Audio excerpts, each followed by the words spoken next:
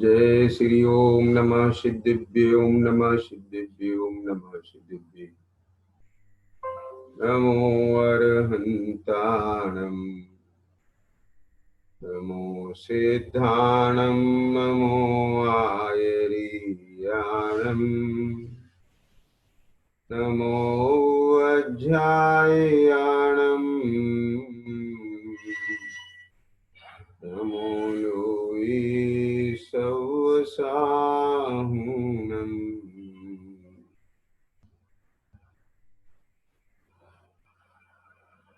नमः समय साराय स्वानुभूत्या चकाशते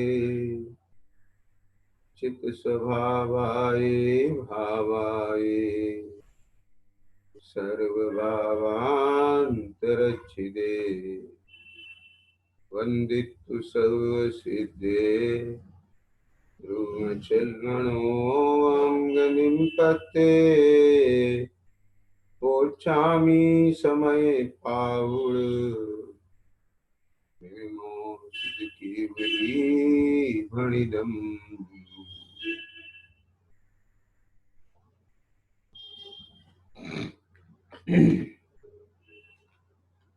यह श्री समय सारी परमागम ग्रंथ विराजमान है।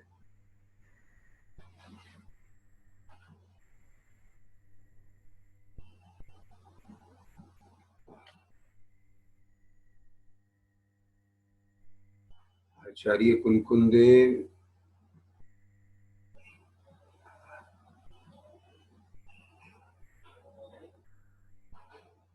जिनको साक्षात सिमंदर भगवान के दर्शन का सौभाग्य मिला, उनके हृदय की भावना पूरी हुई।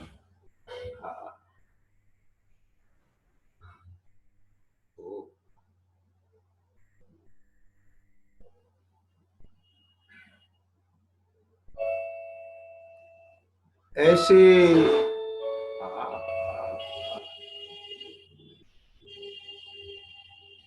पवित्र आत्मा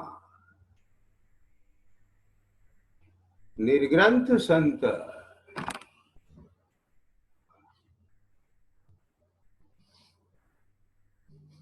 जिन्होंने पंच परमागम पंच रत्न के भरत क्षेत्र को उपहार स्वरूप दिए हैं, ऐसे तो पंचम भाव परम पारणमिक भाव उसको दर्शाने वाला यह समय सार ग्रंथादिराज अहो अद्भुत। दर्शाऊं एक विभक्त को आत्मा तने,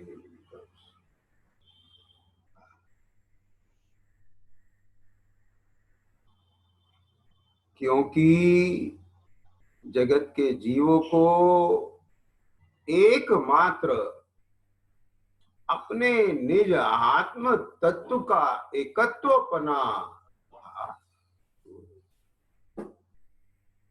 यह असुलभ है। अनादिकाल से यह आत्मा कर्म के साथ संयुक्त होने से असंगी पंचेंद्रीय पर्याय तत्व विचार शक्ति से रहित होने के कारण से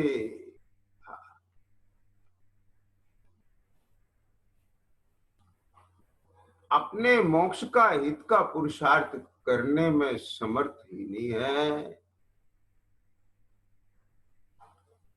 किंतु संगी पंचेंद्री पर्याय प्राप्त करके भी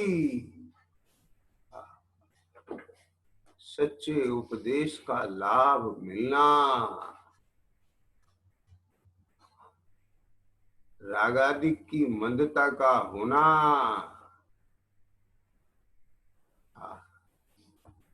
और उपदेश को ग्रहण करके उसमें अपने उपयोग को लगाना, यह सब उत्तरोत्तर दुर्लभ है। इसलिए इस जीव ने अनादि काल से इस एकदवक आत्मा की बात कभी सुनी नहीं, परिचय नहीं किया, अनुभव नहीं किया। इस जीव को अपना परिचय इंद्रिय से है, इंद्रिय ज्ञान से है। समझ आया? तो ये जो देखने वाला, सूंघने वाला, सुनने वाला, चखने वाला, छूने वाला, ओ ये मैं हूँ, मैं यही सब करता हूँ। में आया, कहां से किया अपना परिचय? अपना परिचय इंद्रिय से हुआ, क्योंकि इंद्रिय ज्ञान से परिचय हुआ है इसका। इंद्रिय का विषय रूपी पदार्थ है, इसलिए या आचार्य देव करुणा करके ये जीव को इसका प्रमाण स्वरूप दर्शाते हैं।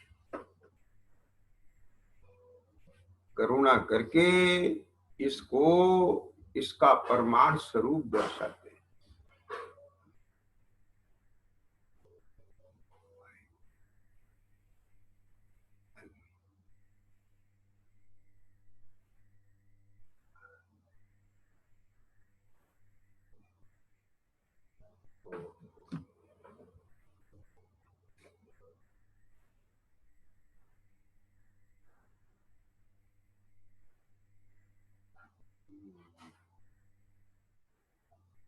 कि तू जो अनादि काल से ये माने बिठा है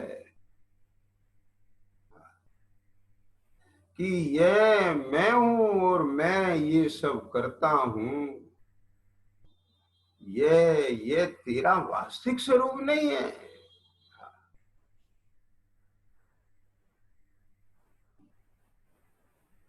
भेड़ों के समूह में सिंह का बालक मिल गया, अपने को भेड़ स्वरूप मानने लगा, उनके साथ ही उठता बैठता चलता फिरता खाता, वे भागते तो वो भी भागता, शेर की दहाड़ लगी और वो सब भागे तो वह सिंह का बालक भी भागा।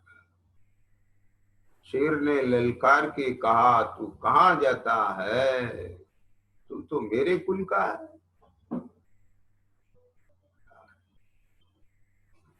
मेरी जाति का, इधर आ, देख इस सरोवर में, देख अपने मुख को देख, मेरे मुख को देख।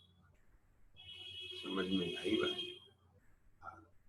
इसी प्रकार आचार्य देव कहते हैं, हे आत्मन, तू दर्शन ज्ञान स्वरूप है, चेतना गुण का धारी है। तू अपने को ये इंद्री रस वाला, रूप वाला, गंध वाला, वर्ण वाला, शब्द वाला क्यों मानता है?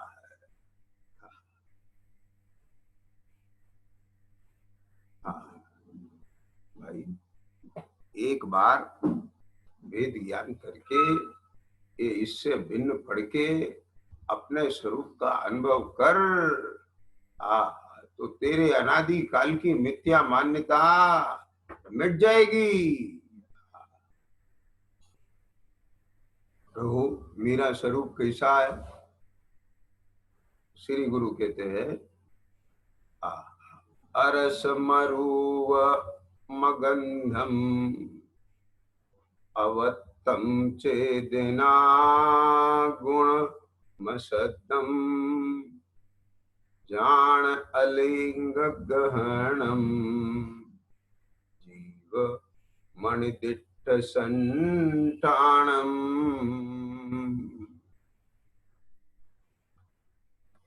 ये भव्य तो जीव को रस रहित, रूप रहित, गंध रहित, अव्यक्त अर्थात इंद्रिय गोचर नहीं, ऐसा चेतना गुण जिसका है ऐसा शब्द रहित किसी चिन्ह से ग्रहण न होने वाला, और जिसका आकार नहीं कहा जाता ऐसा जान। हाँ, यहाँ पर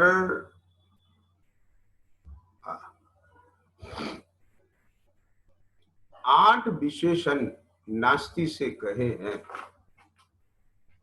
जिसमें अपना 6वें नंबर का विशेषण चल रहा है।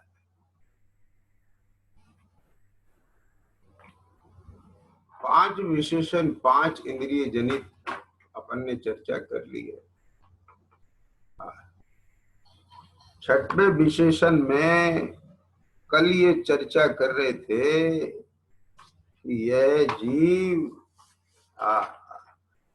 उद्गल द्रव रचित शरीर के संस्थान से भिन्न है, इसलिए जीव को संस्थान वाला नहीं कहा जा सकता, इसलिए जीव अनिर्दिष्ट संस्थान है।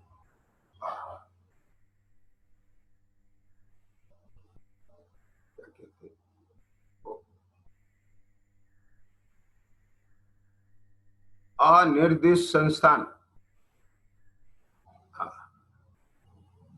संस्थान अर्थात आकार निर्दिष्ट कहा जा सके, हाँ माने नहीं।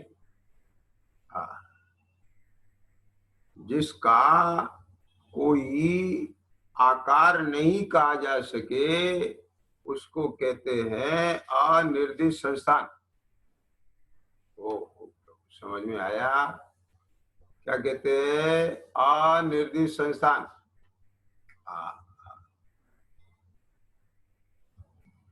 आत्मा के आकार के बारे में कुछ भी कहा जा सकता नहीं है, संभव नहीं। कैसे?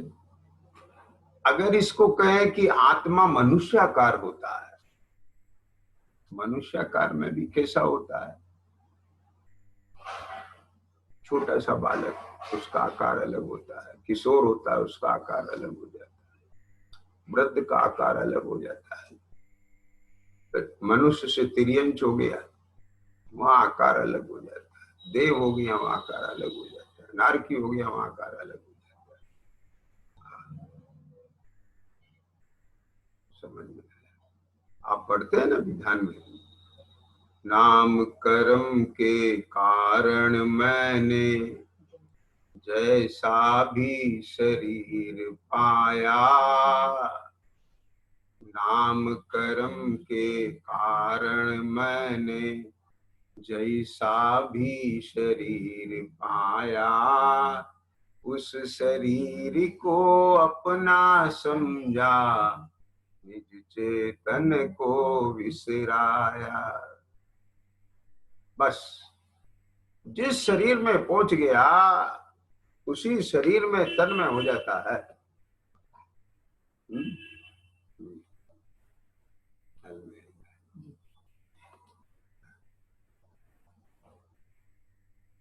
और अपने उस शरीर के फोटो खिंचवा खिंचवा के देख देख के मगन होता है। हाँ,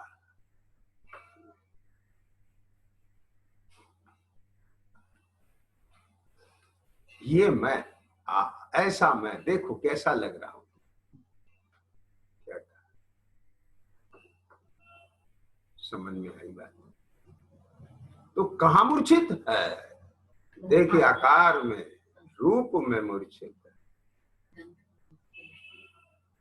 रूप की चर्चा तो पहले आ गई, यहाँ तो आकार की बात चल रही है। ये आकार किसका है? ये शरीर का आकार। उद्गल द्रव रचित शरीर के संस्थान से जीव को संस्थान वाला नहीं कहा जा सकता। देखो, नाम कर्म की 93 प्रकृति है। उन 93 प्रकृति में 6 प्रकार का संस्थान है।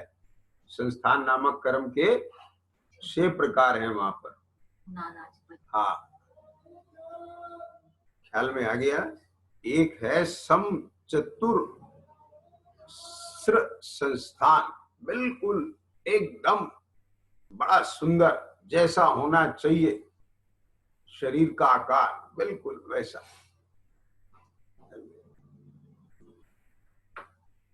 एक है न्यग्रोध परिमंडल संस्थान। यह नीचे से पतला ऊपर से मोटा होता है। एक है स्वाति संस्थान, यह नीचे से मोटा ऊपर से पतला होता है। जैसे सांप की बामी होती है, नीचे से मोटी ऊपर से पतली। एक कुब्जक संस्थान है, कुबड़ा, पीछे से ऊंचा आगे से नीचा, कुबड़। एक वामन संस्थान है, वामन, छोटे आकार। एक हुंडक संस्थान है। इन सब से अलग जितने भी आकार हो सब इसमें आ जाए। ऐसे ये 6 संस्थान है, ये नामकर्म की प्रकृति है। यहाँ पर आचार्य भगवान अमृतचंद स्वामी ने जो 6 संस्थान की चर्चा की है, वो 6 संस्थान को इस रूप में नहीं लिया है। ख्याल में आ गया? इसमें ये जो 6 भेद अभी बताए ना, ये तो शरीर के आकार को का परिचय कराने के हिसाब से बताए कि क्या संस्थान माने जैसा ऐसा शरीर का आकार, आकार से बात है, रंग से नहीं है। ख्याल में आ गया? हाँ, यह शेप से है, आकार।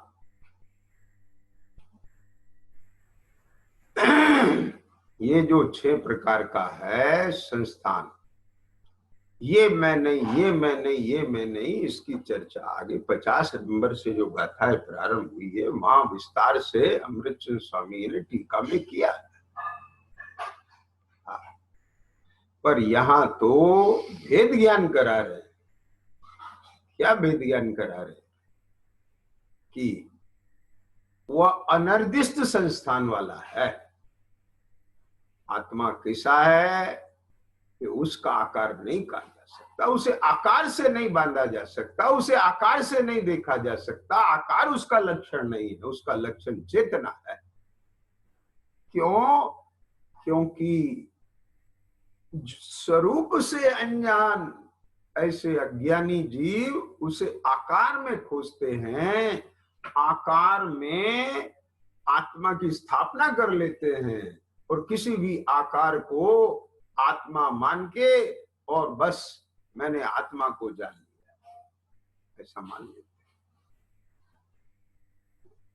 हैं। आंख बंद किया और ऐसा आकार, बस आत्मा दिख गई। तो ये आकार पौद्गलिक है। समझ में आया? कल अपन ने चर्चा की थी दूसरे नंबर के पॉइंट की, अपने नियत स्वभाव से। पहला पॉइंट हो गया इसका, उद्गल द्रव रचित शरीर के संस्थान से जीव को संस्थान वाला नहीं कहा जा सकता, क्योंकि वह संस्थान उद्गल द्वारा रचित शरीर का है।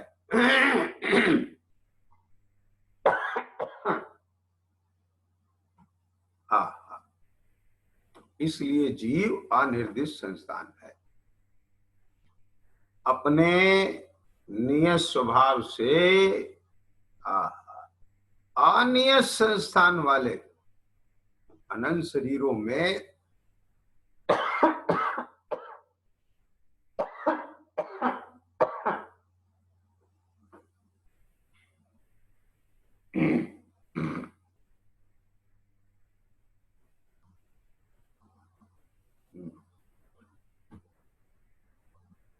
अपने नियत स्वभाव से अनियत संस्थान वाले अनंत शरीरों में रहता है।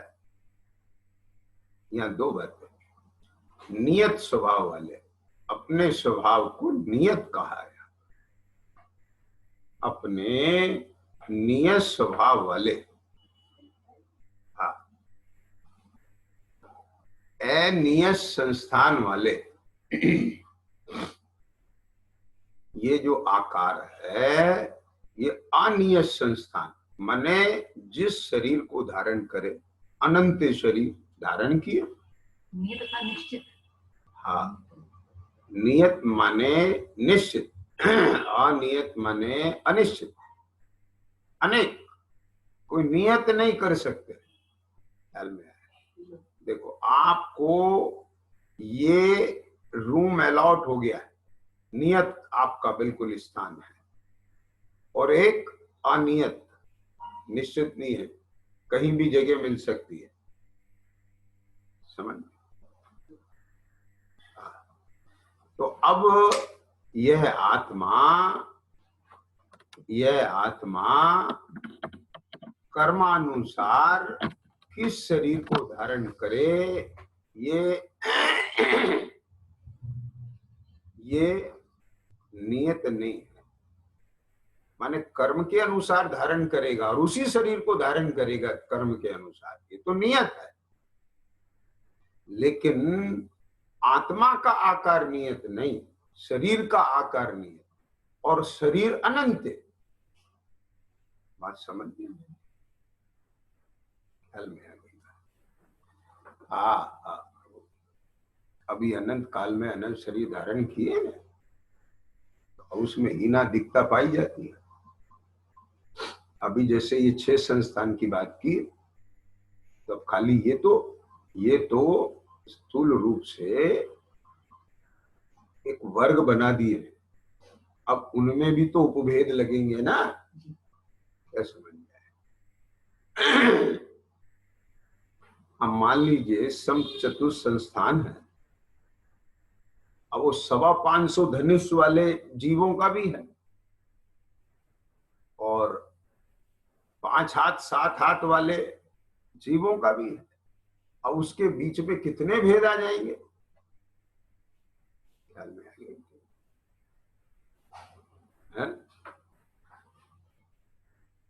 निगोदिया की सबसे सूक्ष्म अवगाहना होती है। तीसरे समय के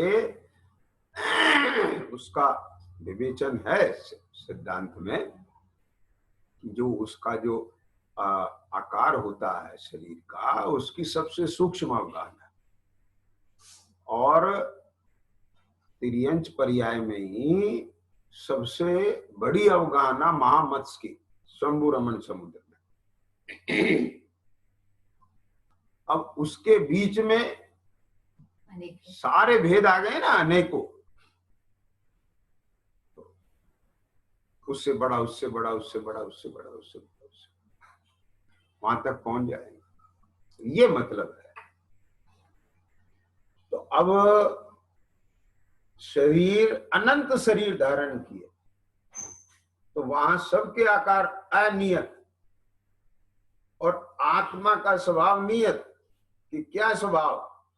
कि असंख्यात प्रदेशी आत्मा। अब उसमें कुछ गड़बड़ नहीं होगा, और इसका जो अपना स्वभाव है असाधारण भाव, वो नियत। अब वहां पर हाँ, यह सूक्ष्म शरीर में कैसा उसकी अवगाहना सूक्ष्म हो जाती है, और महामत्स्य के शरीर में उसकी अवगाहना बढ़ जाती है। ये उसका स्वभाव है, नियत है। मनुष्य में ख्याल में आ गया, तो मनुष्य के शरीर के आकार से 2 हाथ 2.5 हाथ 3 हाथ का शरीर है, उतनी हो जाती है। 525 का है तो उतनी हो जाती है। समुद्घात के काल में आत्मा के जो प्रदेश हैं वो लोक प्रमाण फैल जाते हैं, लोकाकाश सर्वव्यापक हो जाता है। ख्याल में आ गया ना? तो रहते वो ही है असंख्य, वो नियत है।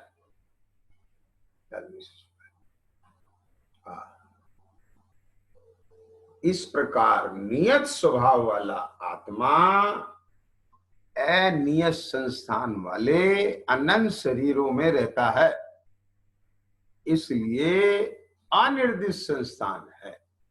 उसका कोई निर्दिष्ट संस्थान माने निश्चित आकार नहीं कहा जा सकता। आई समझ? तो इसलिए आकार उसका परमार्थ स्वरूप नहीं है। आगे ख्याल में, तो तू आत्मा को आकार से मत ढूंढना, आत्मा को चेतना गुण से देखना। ये बताते उसकी पहचान कहां से करना? चेतना गुण से करना, आकार से नहीं। ख्याल में बात पकड़ में आ गई ना? ये है इसका मतलब। आगे, संस्थान नाम कर्म का विपाक उद्गलों में ही कहा जाता है।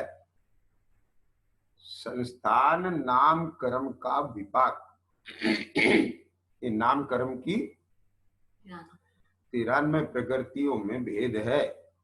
संस्थान नामक कर्म, तो इसका विपाक किस में आएगा? कर्म में आएगा, पुद्गल में आएगा। तो इसलिए अनिर्दिष्ट संस्थान है, ये आत्मा का गुण नहीं है। ये संस्थान नामक कर्म जो है वो पुद्गल का है, पुद्गल में होता है, जीव का नहीं। संस्थान नाम कर्म का विपाक उद्गलों में ही कहा जाता है, इसलिए अनिर्दिष्ट संस्थान है। आगे 3 पॉइंट हो गए।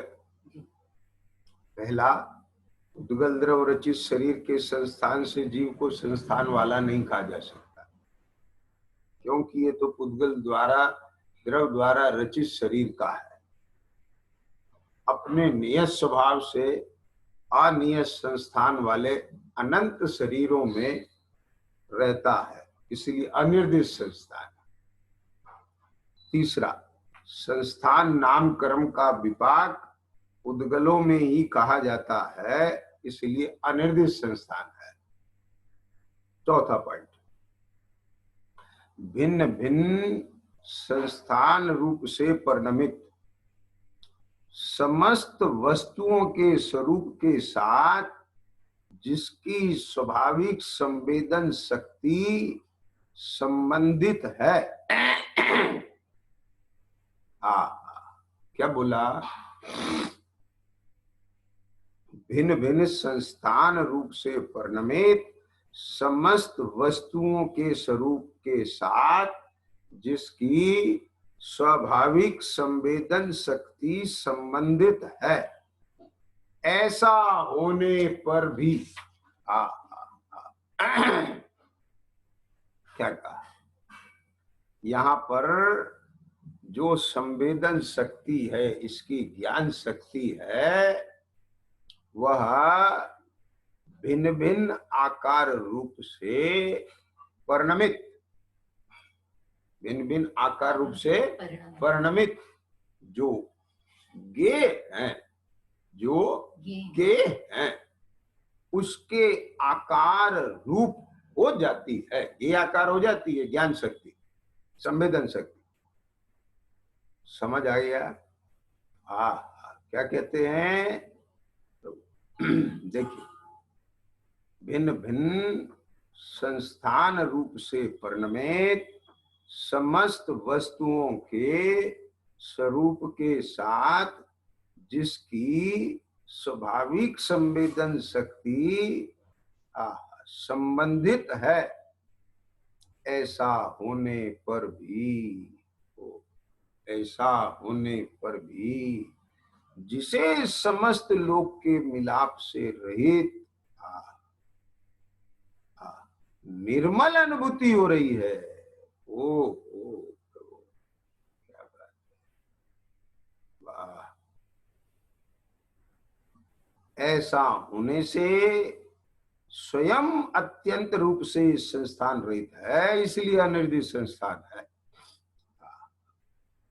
क्या देखो, इस लोक में ज्ञान सुपर प्रकाशक है। आत्मा स्वयं को भी जानता है और पर को भी जानता है। तो इस लोक में अनेक वस्तुएं अनेकाकार हैं। अब ये अनेक वस्तुएं अनेकाकार हैं, यह आत्मा उन्हें जानता है। ये पहले अपन ने रूप, रस, गंध, ये सब प्रकरण में चर्चा की थी। जानता तो है, लेकिन उस रूप परिणमित नहीं होता। क्या बोला? जानता तो है पर उस रूप परिणमित नहीं होता। तो यहाँ पर देखिए, अपन ने ये घड़ी देखी, बराबर। तो अब यहाँ संवेदन किसका हुआ, जानना किसका हुआ? घड़ी का। कहाँ हुआ? मैंने घड़ी को जाना। तो अब ये जो घड़ी है, इसका, घड़ी तो यहाँ है, लेकिन इस घड़ी का जानना, अनुभवना, संवेदन कहाँ हुआ? प्रत्यक्ष है ना, मेरे में हुआ कि नहीं हुआ? इसका आभास, एहसास कहाँ हुआ? मेरे में हुआ। किसी त्रियंच के शरीर का आकार जाना, किसी मनुष्य के शरीर का आकार जाना, और दूसरी वस्तुओं का रेल, बस, हवाई जहाज, ये सब जाना। समझिए, वस्त्र, आभूषण, ये सब को जाना। तो ये सब को जाना, ये सब जानने पर इसका यहाँ संवेदन तो हुआ, ज्ञान में उसका आकार तो बना। क्योंकि बाह्य वस्तु का जैसा आकार है, वैसा ही ज्ञान में, जानने में आया। क्या कहा? परंतु उनके साथ में क्या कहते हैं? मिलाप से रहित, सदाकार नहीं हो गया। क्या भैया? मिलाप से रहित निर्मल अनुभूति हो रही है। क्या कहा? तो देखो तो सही, ये समस्त वस्तुएं जनित रही हैं, लेकिन मैं वैसा का वैसे। क्या कहा? समझ आए? पर्दे पर दृश्य आ रहे हैं, जा रहे हैं, बदल रहे हैं, लेकिन पर्दे के साथ उनका मिलाप नहीं। पर्दा उनके आकार रूप नहीं हो जाता। ऐसे ही ज्ञान ये के आकार रूप नहीं हो जाता। वहां जानने में आता है। क्या कहते हैं? देखो, भिन्न भिन्न संस्थान रूप से परिणमित समस्त वस्तुओं के स्वरूप के साथ भिन्न भिन्न संस्थान रूप से, संस्थान माने आकार रूप से परिणमित समस्त वस्तुओं के ये जितने भी पदार्थ हैं, ये सब पदार्थ भिन्न भिन्न आकार रूप से परिणमित हैं। अब इसमें क्या हेतु दृष्टांत, चारों तरफ देख लो अपने। समस्त वस्तुओं के स्वरूप के साथ जिसकी स्वाभाविक, जिसकी माने जीव की, जिसकी स्वाभाविक संवेदन शक्ति संबंधित है, उसके साथ ये ज्ञायक संबंध है, माने उस रूप जानने में आ रहा है।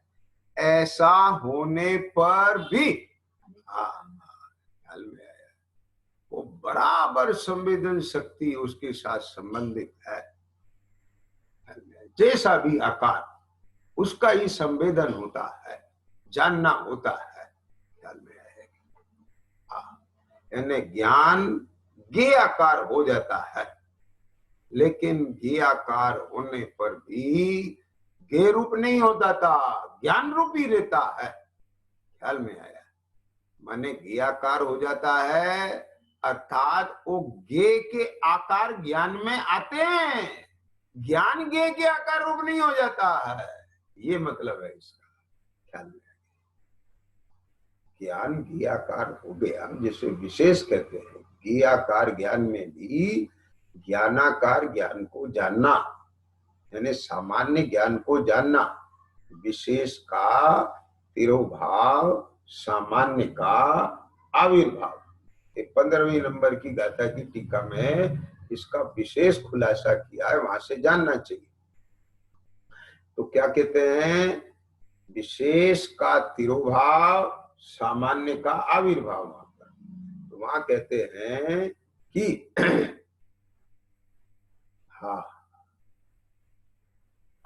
यद्यपि नमक साग में मिलने पर विशेष, लेकिन उसमें भी एक सामान्य लवण का जो स्वाद खारापना है, वही खारापना उस साग में मिले हुए लवण का है। उसने अपने स्वभाव को नहीं छोड़ा है। आई समझ में गई? ऐसे ही एक ज्ञान का जो स्वभाव है, एक ज्ञान ने इन समस्त पर पदार्थों को, भिन्न भिन्न आकार वाले पर पदार्थों को जाना, देखा, जाना और उसका अनुभव किया। जाना देखा माने अनुभव किया, वेदन किया वो नहीं। वेदन तो अपने ज्ञान का किया, जो यहाँ देखना जानना हुआ उसका संवेदन होता है, परद्रव्य का संवेदन नहीं होता है। क्योंकि परद्रव्य का संवेदन होवे तो वो परद्रव्य रूप हो जाएगा, परद्रव्य का अभाव हो जाएगा, वो इस रूप हो जाएगा, उसका संवेदन नहीं। वेदन तो अपने परिणाम का होता है, यानी जो अपना दर्शन ज्ञान गुण का वर्तमान परिणमन है, वो वर्तमान परिणमन में ज्ञान दर्शन चेतना गुण की ऐसी सामर्थ्य है कि उसके सन्मुख जो पदार्थ आता है, वह उस पदार्थ का रूप स्वरूप उसमें झलक जाता है।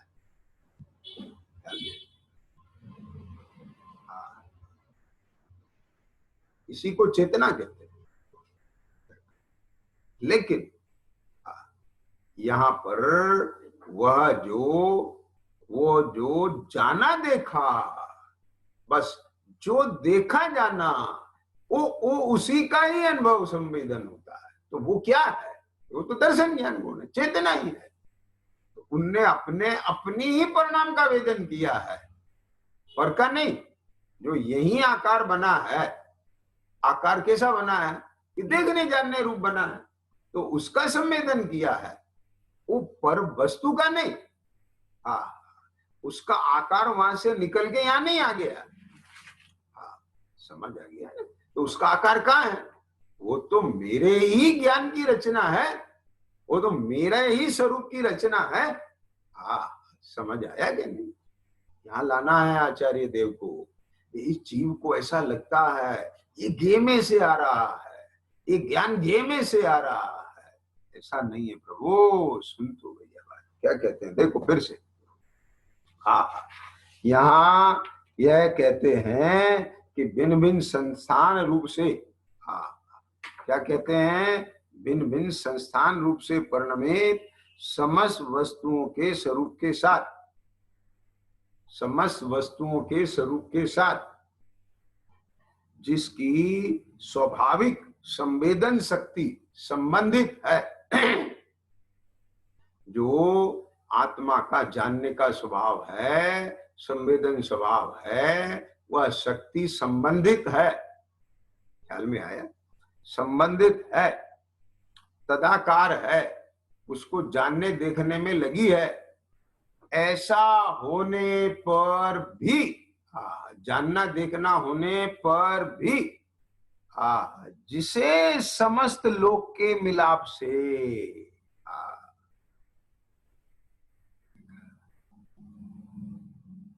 समस्त लोक के मिलाप से रहित निर्मल अनुभूति हो रही है।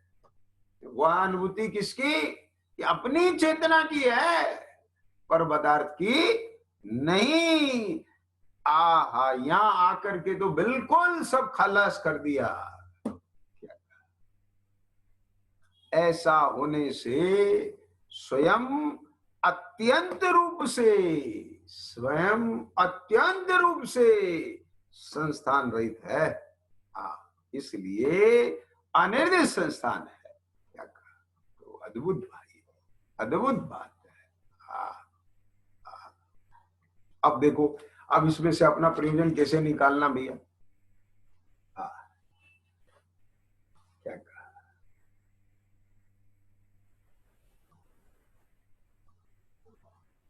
आत्मा, अप्पा, मैं। देखो,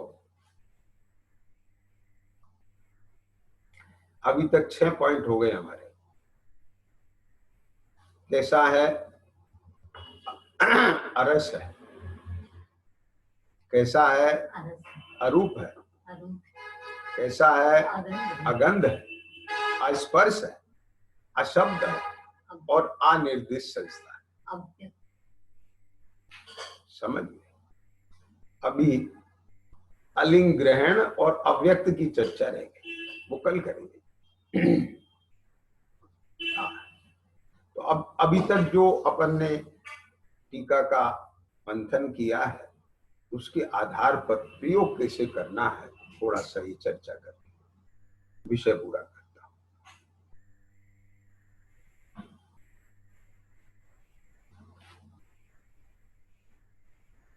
परमार्थ से माने वास्तव में मैं चेतना,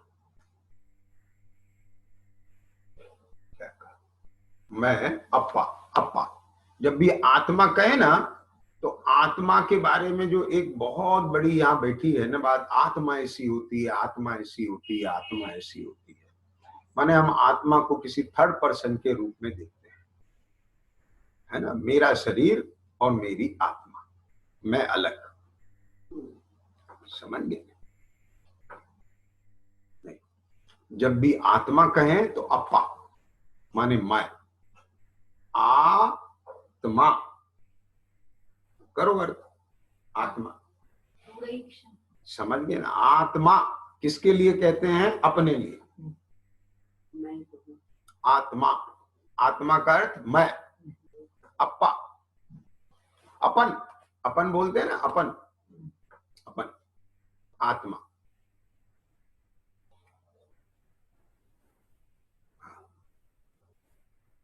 आत्मा मैं चेतना गुण वाला, चेतना मेरा स्वरूप है। दर्शन ज्ञान रूप परिणमन, देखना जानना मेरा कार्य। 24 घंटा ये परिणमन चालू है।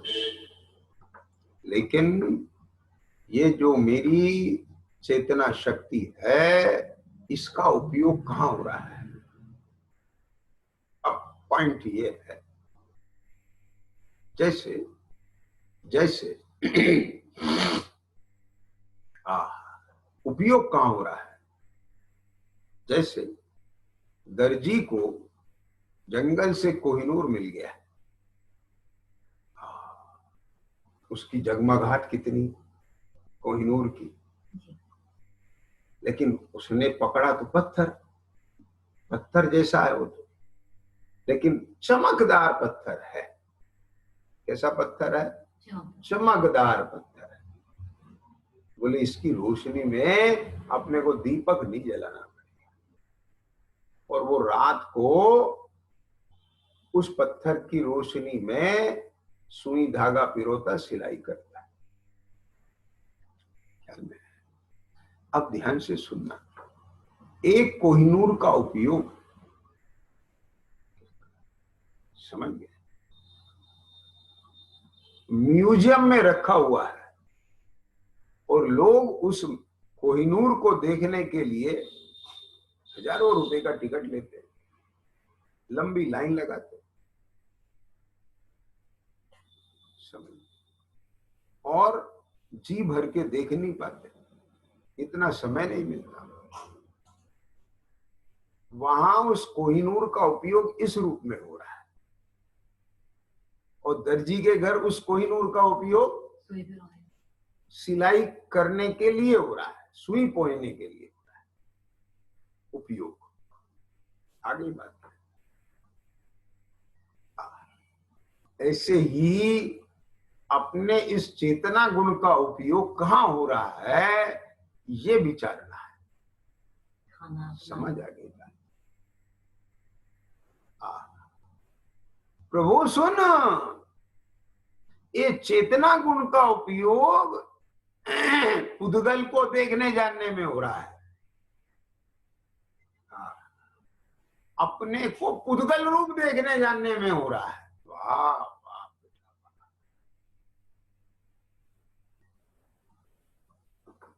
क्या कहा, क्या बोला? जैसे उस ठग ने, मुनीम ने सेठ के बेटे को अपहरण करके डाकू बनाया और उसी के घर में डाका डलवाया। क्या बोला? समझ गए? तो उसका उपयोग उसी के विरुद्ध, तो एक मोह में ग्रसित जीव ने अपने ही चेतना गुण का उपयोग अपने ही घात में लगा दिया।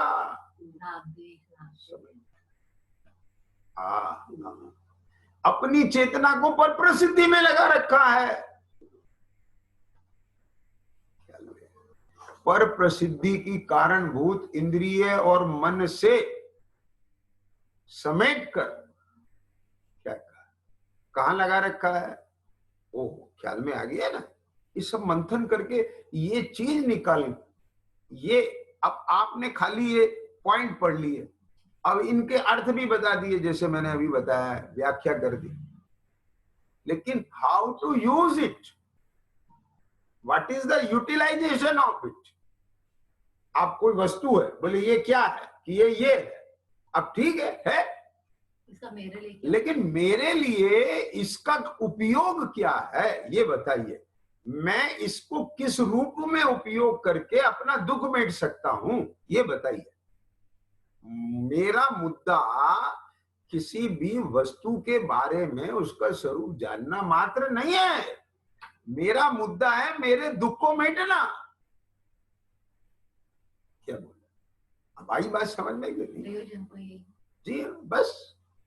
अब उसने उस कोहिनूर का उपयोग काय में कर दिया, सिलाई करने के काम में। भाई तू सिलाई क्यों कर रहा है, ये तो बता। कि निर्धनता दूर करने के लिए, आजीविका के लिए। आजीविका क्यों कर रहा है? पेट भरने के लिए, आवश्यकताएं पूरी करने के लिए। ये सब क्यों कर रहा है? कि बोले आकुलता, दुख मिटने के लिए। समझ? पर तू इस कोहिनूर का उपयोग तो बहुत प्रकार से कर सकता है, इसकी तुझे स्वरूप का पता हो तो। क्या कहा? आई बात समझ में कि नहीं आई? यदि तुझे स्वरूप का पता हो तो इसका उपयोग बहुत बेहतरीन कर सकता है। ख्याल में आ गया? हाँ, अब वो जेम्स वाट को यही तो बुद्धि उपजी थी कि भाई इस भाव का उपयोग करके तो हम अपने बहुत बहुत तकलीफें मिट सकते।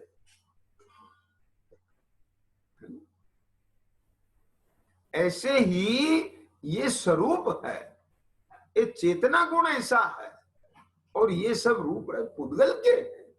और अपने को चारों तरफ से आचार्य ने जो ये दिखाया है कि जीव का परमाणु स्वरूप इनसे रहित है, तो ये जानना मात्र नहीं, इनसे लाभ उठाना है। ये है बेसिक चीज।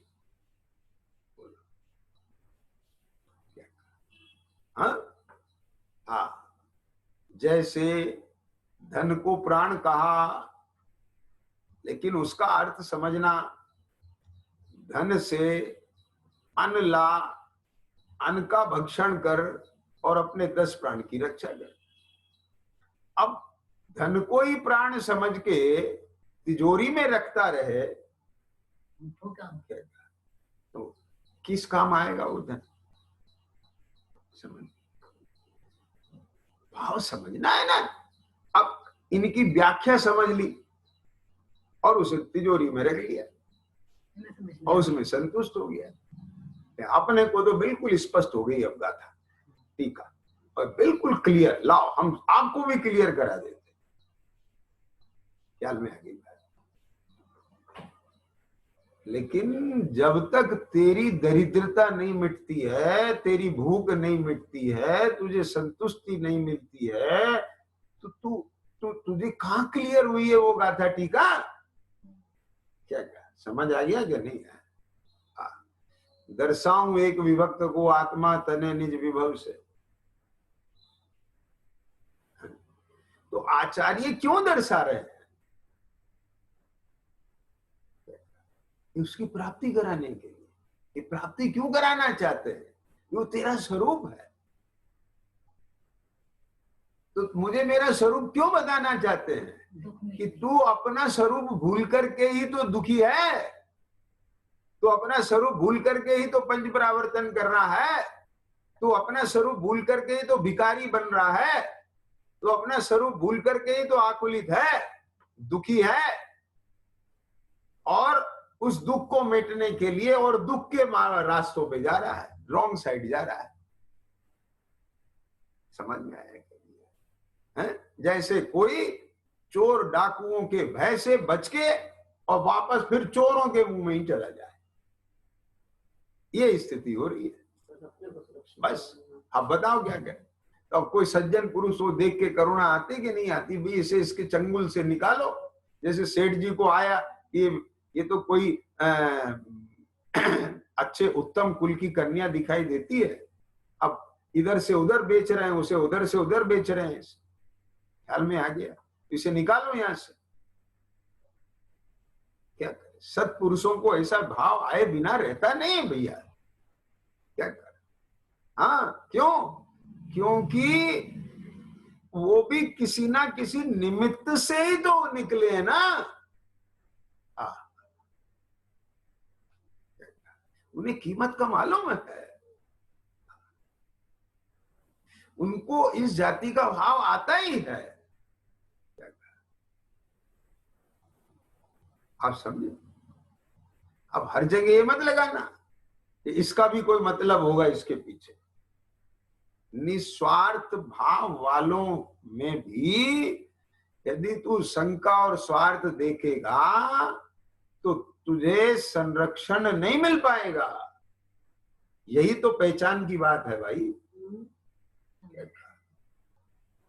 समझ आया? हाँ,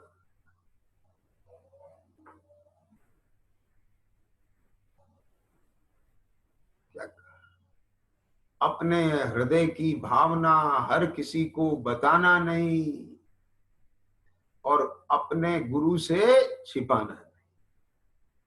क्या ख्याल में आई बात?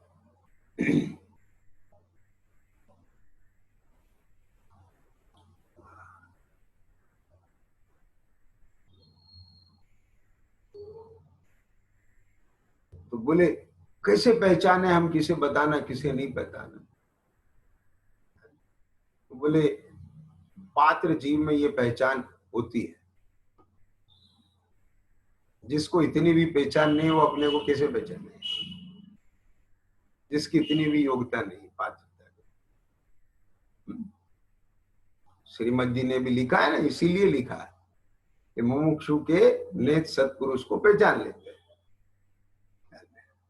लौकिक में भी सज्जन दुर्जन पहचानने में आ जाते हैं, इतना भाषित हो जाती है, आत्मा बोल देती है अंतर से। ये पशुओं को भी भाषा समझ में आ जाती है, ये कौन कसाई है और कौन रक्षा करने वाला है, वो भी पहचान लेते हैं, समझ आ जाएगी। करुणा भाव होते, क्रोध भाव। क्या मतलब हुआ? मतलब भैया ये हुआ कि ये जो अपन ने अभी अनिर्दिष्ट संस्थान का विशेषण जाना है, इससे अपना प्रयोजन साधना कि ये जो चेतना गुण है, इस चेतना गुण का ही तने उपयोग काहे के लिए कर दिया? अपना घात करने के लिए कर लिया।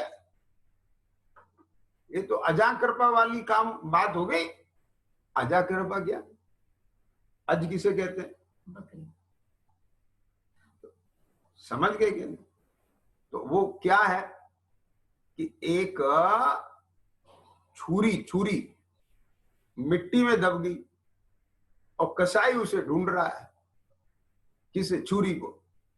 और उसने अपने खुर से मिट्टी को खोद खोद के छुरी चमका दी।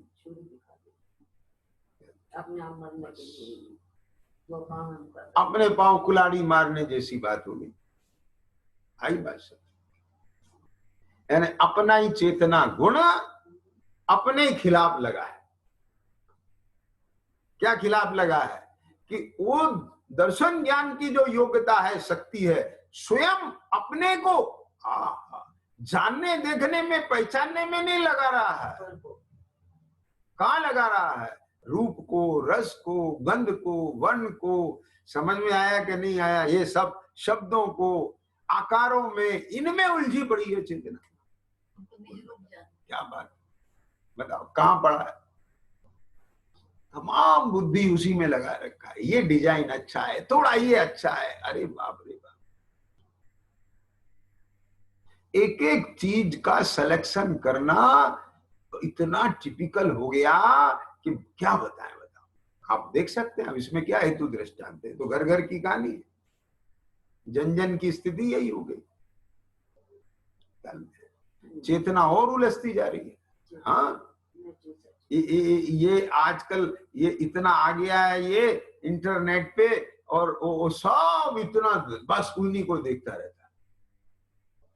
बिल्डिंग का एक्सटीरियर, बिल्डिंग का इंटीरियर, गहनों के डिजाइन, रूप, कपड़ों के, मतलब समझ के, खाने पीने की ये सब आइटम्स, रेसिपी, मेन्यू, क्या कहते हैं उसे, तमाम समझ गए क्या नहीं? ये सब रंग रूप उन्हीं में ही बस समझ में आ गया कि नहीं? अब ये अवसर तो सारा चला जाएगा ना, और फिर जैसे ही कर्म का उदय आएगा फिर हा करेगा। अब बोलो, ये सारे विश्व ने क्या किया? पूरे विश्व ने अपनी चेतना शक्ति को उद्गल के विकास में लगाया, और उस उद्गल का विकास करने के लिए सारी शोध रिसर्च हो रही है कि नहीं हो रही है? इससे ये बना दे, इससे ये बना दे, इससे ये बना दे, इससे ये बना दे, इससे ये बना दे, इससे ये बना दे। उसी के सारे नतीजे हैं ये सब। एक कल कारखाने, उससे गैस रिसीव होती है, उसी से ही केमिकल रिसीव होते हैं, केमिकल से गंगा खराब होती है, पानी सड़ता है, और उसी से प्रदूषण होता है, उसी से ही होता है। किसी कल कारखाने में शांति का प्रोडक्शन होता है, किसी कल कारखाने में समता का प्रोडक्शन होता है, किसी कल कारखाने में निश्चिंतता, निराकुलता का प्रोडक्शन होता है, बनती है कहीं, जिससे ये आत्मा अपने भाव प्राणों को पुष्ट कर सके। ये नहीं होती। सब पुद्गल पुद्गल पुद्गल, चेतना कहाँ लगी है? पुद्गल, उसी को देख देख के उसी में रह जाए मान। बस 4 घंटे का सफर 40 मिनट में हो जाए। तो ये सफर करने की जरूरत क्या है? बस लगी है चेतना। बस यानी कहने का तात्पर्य ये है कि ये चेतना खुद अपने ही प्राणों का घात कर रही है। इतना दयनीय आ गया है अब समय, इतना दयनीय दयनीय। आप सोचे तो सही जरा, क्या बोल रहे आचार्य देव की करुणा, इनका उपकार। ओहो, यदि ये तत्व ज्ञान ना मिलता तो क्या, इसकी दुर्लभता ख्याल में आनी ही चाहिए। हाँ प्रभु, तो अपने को ये आकारों में मत उलझा, चेतना अनिर्दिष्ट संस्थान पर। क्या कहा? चेतना को चैतन्य गुण से ही संचेतन कर। चेतना में चेतना का संचेतन कर। बस मैं यह अभी तो इतनी दूर चला गया है, इतनी दूर चला गया है, वापस लौटने में भले ही रॉकेट से आए, हवाई जहाज, जेट विमान से आए, 24 घंटे लगे जाते हैं अमेरिका से आने। इतनी दूर चला गया। अत्यंत दूर। वेद ज्ञान की शक्ति अत्यंत संकुचित।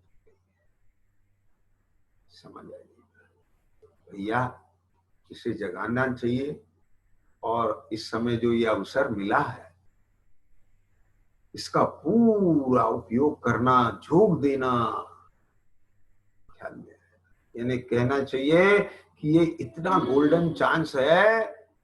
लोग कहते हैं ना कि देखो भैया, इस समय ये बहुत अच्छा रेट चल रहा है, तुम्हारे पास जितने रुपए पैसे हों सब लगा दो।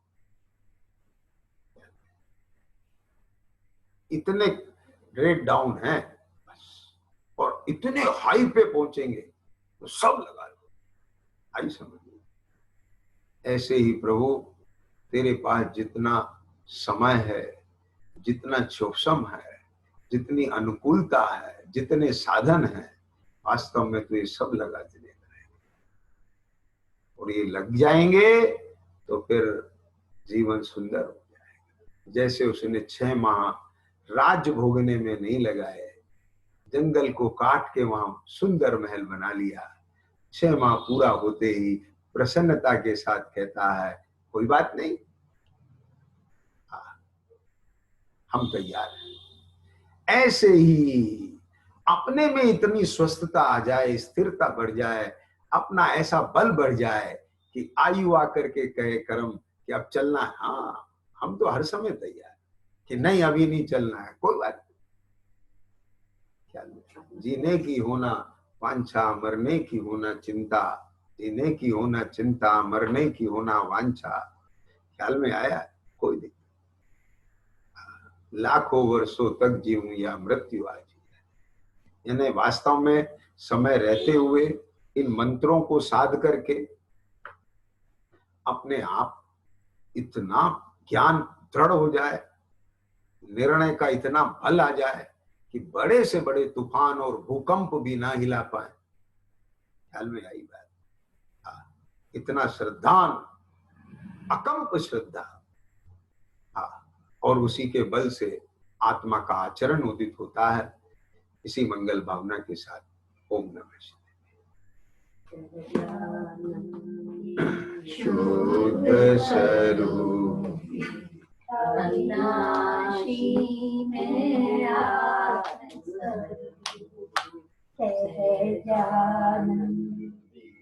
शुद्ध स्वरूप अविनाशी में आत्म स्वरूप सहज